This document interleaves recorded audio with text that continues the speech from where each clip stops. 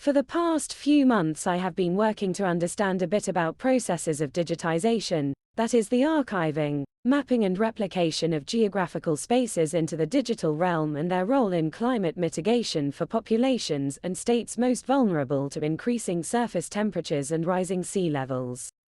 The research for my project centers around two key questions. The first, what is lost in this digitisation process? And the second, what could be gained?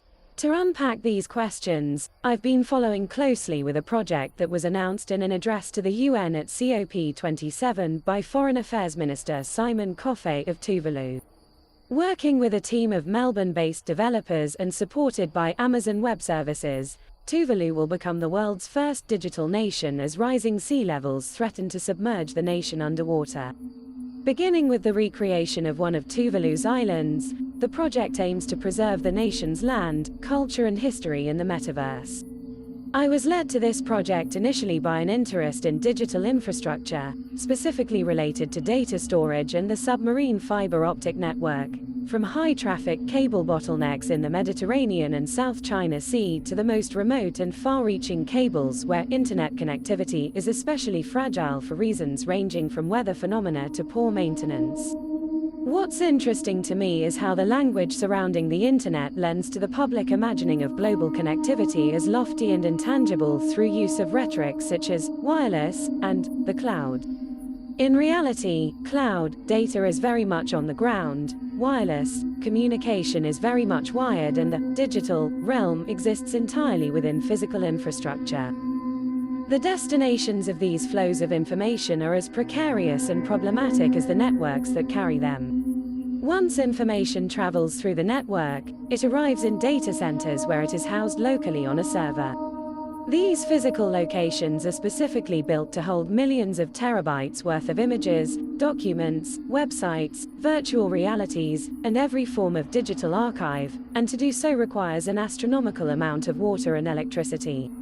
On average, a large data center can use anywhere between 1 million and 5 million gallons of water a day for air cooling. According to the US electric metric, 100 gigabytes of data in the cloud produces approximately 0.2 tons of CO2. It's no small irony then that the very infrastructure used to store the metaverse is contributing to the same climate phenomena, making these digitization projects necessary in the first place. Tuvalu is a picture of the tropical sublime, embodying the public imagination of the quintessential tropical paradise, a world away from the AWS data centers it is set to inhabit. Nevertheless, Tuvalu is not so far from the digital world as it would appear, as it is in the unique position to capitalize on its much sought-after domain name, TV. Through community tech consultancy FIRE, Tuvalu leases out TV for a set number of years to service providers, who then lease the license out to companies to use in their internet addresses. As of 2022, Tuvalu makes an estimated $12 million a year, almost 20% of its annual GDP, thanks to increased demand for use of TV amid the online video streaming boom on platforms like Twitch and Vice. The way Tuvalu has been able to use its domain name over the past 20 years is a poignant image of the way it will exist in years to come. As George C.O.C. Samuels, managing director of FIRE, mentioned in a quote, hosting streaming companies online is essentially just like having land and leasing that land out to others. Only in this instance, digital land will soon be the only land on Tuvalu up for lease.